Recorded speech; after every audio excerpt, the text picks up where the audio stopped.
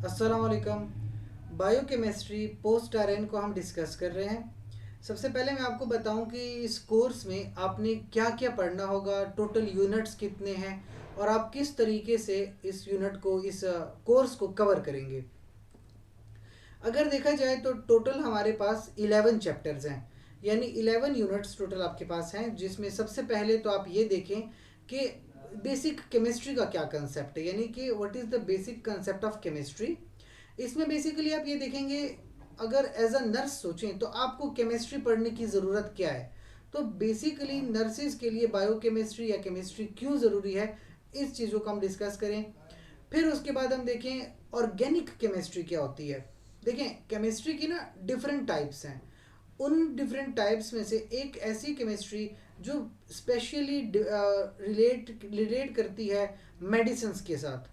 Pharmacology, medicines, इन तमाम चीज़ों को अगर देखें तो कहीं ना कहीं इनकी एक बेसिक केमिस्ट्री होगी, और वो दरअसल है ऑर्गेनिक केमिस्ट्री। तो हम ऑर्गेनिक केमिस्ट्री की बेसिक कंसेप्ट देखेंगे। फिर आपके पास जो आ जाते हैं न्यूट्रिएंट्स। अब आप जो ग़िज़ा ले रहे हैं, आपकी ग़िज़ा में बेसिकली आपको मिलते हैं कार्बोहाइड्रेट्स, प्रोटीन्स और फैट्स। इन तमाम चीज़ों की केमिस्ट्री को जब हम डिस्कस करें तो ये बेसिकली यूनिट नंबर 3 है। फिर आप देखिए न्यूक्लिक एसिड और न्यूक्लियोटाइड्स। जैसे आपको पता है कि हमारे पास होता है डीएनए, आरएनए। तो जो डीएनए और आरएनए की जो बेसिक केमिस्ट्री है ना, उसमें आपके पास न्यूक्लिक एसिड और न्यूक्लियोटाइड्स प्रेजेंट हैं। तो हम इनकी बेसिक केमिस्ट्री को डिस्कस करें। फिर आपके पास है बायो एनर्जेटिक्स।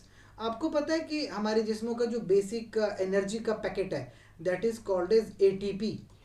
तो हमारी बॉडी में एटीपी बनता भी है, मुख्तलिफ तरह के फंक्शंस में एटीपी का इस्तेमाल भी हो रहा है। तो कितना एटीपी बनता है, कहाँ कहाँ एटीपी इस्तेमाल हो रहा है, किस तरीके से ये एटीपी बन रहे हैं। तो जितना भी एनर्जेटिक्स का पोर्शन होगा, यानी फ्लो ऑफ एनर्जी हमारी बॉडी का किस तरह से है, ये कंप्लीट डिस्कशन होगी बायो एनर्जेटिक्स। उसके बाद बात करेंगे एंजाइमोलॉजी की, यानी एंजाइम्स को डिस्कस करेंगे। हमारी बॉडी में डिफरेंट मॉलिक्यूल्स हैं जो मुख्तलिफ केमिकल रिएक्शंस में इन्वॉल्व हैं। तो वो तमाम एंजाइमोलॉजी का जो कंसेप्ट है वो हम यहाँ पे डिस्कस करेंगे। फिर जो आपके पास अगले 4 यूनिट्स हैं, यानी यूनिट नंबर 7, 8, 9 और 10, ये आपस में रिलेट करते हैं एक दूसरे के साथ, यानी ये सारे मेटाबॉलिज्म की यूनिट्स हैं।